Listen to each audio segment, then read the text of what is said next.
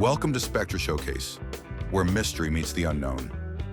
A seasoned journalist investigates a missing person case deep in the Amazon rainforest, but stumbles into something far more sinister: a secluded cult, a giant anaconda, and a terrifying belief that to be reborn, one must be devoured. Stay with us as we uncover the terrifying truth behind whispers of the coil. Aaron Reyes was chasing a missing person case. A biologist had vanished in the Amazon, and Reyes, known for diving into darkness, followed the trail into the trees. But what began as a journalistic quest quickly twisted into something unreal. In the heart of the rainforest, he found a forgotten village guarded by carved serpents and strange symbols. The locals avoided it. Even satellite imaging blurred it. Inside, a masked cult, chanting to a deity not made of stone, but of scales and muscle. Aaron realized the missing biologist hadn't disappeared. He had been sacrificed to a god that still slithered. The cult calls themselves the Coil's Embrace. They don't just worship the giant anaconda, they believe it's the vessel of rebirth. During sacred rituals, one of their own, or an outsider, is willingly devoured. They claim their soul is released into the jungle, reincarnated in a purer form. Aaron hid in the shadows and watched a ritual unfold. The chosen one stepped forward, calm, eyes full of devotion. The massive serpent opened its jaws and the jungle held its breath. The man didn't scream. He smiled. To the cult, this wasn't death. It was transcendence. And Aaron was beginning to understand. Too much. The village was sealed off from time. No electricity, no modern tools.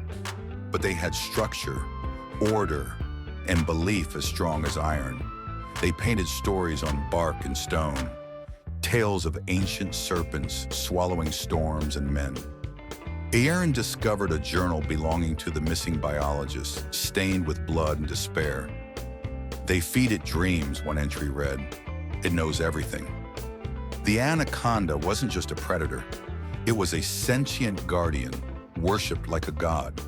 The more Aaron uncovered, the clearer it became. This wasn't insanity. This was centuries of doctrine. And now they had noticed him too. The cult confronted him gently, offering food, stories, even warmth. They welcomed him as the next scribe. He was told that the jungle chose him, that his presence wasn't coincidence. It was destiny. Every night, under a sky swallowed by trees, they whispered about the awakening. The serpent would soon rise. Aaron recorded everything, but his signal failed. He tried to escape, but paths always looped back to the village, as if the jungle itself were alive, steering him back. Then one evening, the high priest approached with a robe and a choice: become the voice of the jungle, or become its sacrifice. Aaron chose the pen. For now, he wore the robe. He played the part.